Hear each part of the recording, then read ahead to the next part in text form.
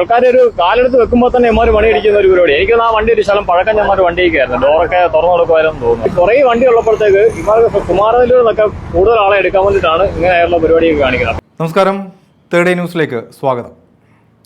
നമ്മുടെ നാട്ടിലെ സ്വകാര്യ ബസ്സുകളുടെ മരണപ്പാച്ചിൽ, മത്സരയോട്ടം, ഇതൊക്കെ തന്നെ ഒരു പുതുമയല്ലാത്ത വാർത്തകളാണ്. പ്രധാനപ്പെട്ട നഗരങ്ങളിലൊക്കെ തന്നെ സ്വകാര്യ ബസ്സുകളുടെ മരണപ്പാച്ചിൽ വലിയ അപകടങ്ങൾ വരുത്തി വയ്ക്കുകയും നിരവധി ജീവനുകൾ അകാലത്തിൽ ഈ ബസ്സുകാർ കൊണ്ടുപോവുകയും ചെയ്യുന്ന കാഴ്ച നമ്മൾ കണ്ടിട്ടുണ്ട്. സ്വകാര്യ ബസ്സുകാർ പലപ്പോഴും കാലൻ്റെ പണി ഏറ്റെടുക്കുന്ന തരത്തിൽ അവരുടെ രീതികൾ പോകാറുമുണ്ട്. ഏറ്റവും ഒടുവിലായി ഞാൻ നേരിട്ട് കാണുകയും റിപ്പോർട്ട് ചെയ്ത ഒരു സംഭവവുമായി ബന്ധപ്പെട്ട കാര്യമാണ് ഇപ്പോൾ ഇവിടെ പങ്കുവയ്ക്കുന്നത്.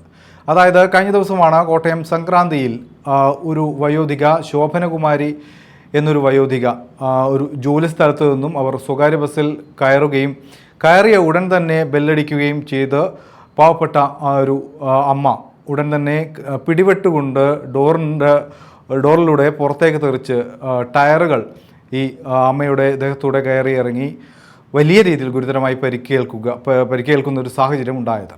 തുടർന്ന് അവർ മരണപ്പെടുകയും ചെയ്തു.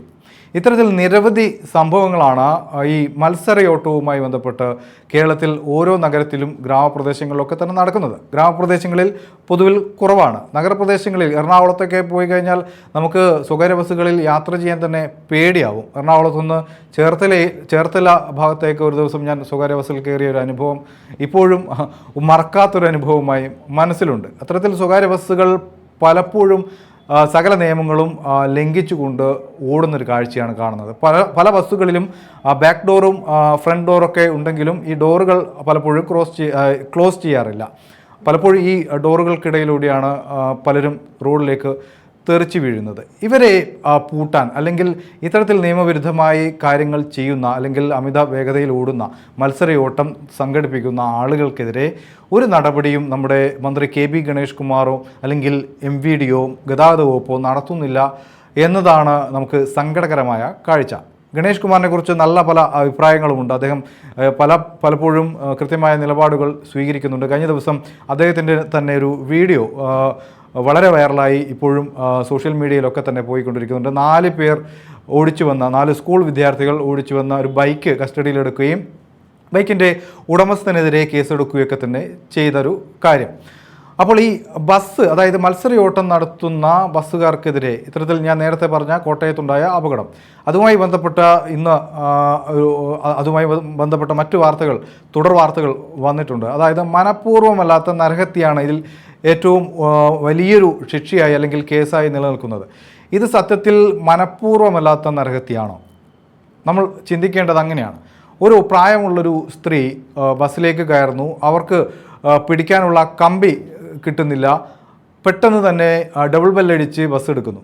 ഈ ഡബിൾ ബെല്ലടിക്കുന്ന ക്ലീനർക്കോ അല്ലെങ്കിൽ കണ്ടക്ടർക്കോ കൃത്യമായും അറിയാം അത് അവർക്ക് പിടിവിട്ടു പോയാൽ അവർ താഴേക്ക് വീഴും എന്നത് കൃത്യമായി അറിയാവുന്ന ആളുകൾ തന്നെയാണ്. അത്തരത്തിൽ ബുദ്ധിയില്ലാത്ത ആളുകളാരും അല്ലല്ലോ നമ്മളൊക്കെ.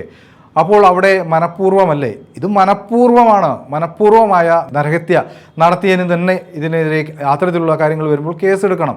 നമ്മുടെ ഇത്തരം ചില നിയമങ്ങളിലെ പഴുതുകളാണ് ഇത്തരത്തിലുള്ള കുറ്റകൃത്യങ്ങൾ അല്ലെങ്കിൽ ഇവരുടെയൊക്കെ തോന്നിയാസങ്ങൾ കൂടിക്കൂടി വരാനുള്ള കാരണം എന്നതാണ് യാഥാർത്ഥ്യം. കാരണം സ്റ്റേഷൻ ജാമ്യത്തിൽ വിടാൻ പറ്റുന്ന കേസാണ് അല്ലെങ്കിൽ അത്തരത്തിലുള്ള ചെറിയ ശിക്ഷ നൽകാവുന്ന കേസുകളാണ് ഈ മനഃപൂർവ്വമല്ലാത്ത നരഹത്യ എന്ന് വരുമ്പോൾ, നരഹത്യക്ക് നിലവിൽ നല്ല ശിക്ഷയുണ്ട്, ജാമ്യം കിട്ടാനും വളരെ ബുദ്ധിമുട്ടാണ്. പക്ഷേ അതിനു മുമ്പ് ഈ മനഃപൂർവ്വമല്ലാത്ത എന്ന വാക്കും വരുമ്പോൾ അത് മറ്റൊരു രീതിയിലേക്ക് മാറുകയാണ്. നമ്മുടെ നിരവധി സ്ത്രീകൾ, പ്രായമുള്ള ആളുകളൊക്കെ തന്നെ ബസ്സിൽ യാത്ര ചെയ്യുമ്പോൾ അനുഭവിക്കുന്ന പലതരത്തിലുള്ള ബുദ്ധിമുട്ടുകളുണ്ട്.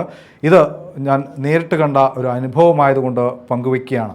എന്തായാലും ഇത് മനഃപൂർവ്വമല്ലാത്ത നരഹത്യയല്ല, ഇത് തനി തോന്നിയാസമാണ്. ഒരാളെ കൊല്ലാനുള്ള ലൈസൻസ് ഒന്നും സ്വകാര്യ ബസ്സുകാർക്ക് ആരും നൽകിയിട്ടില്ല.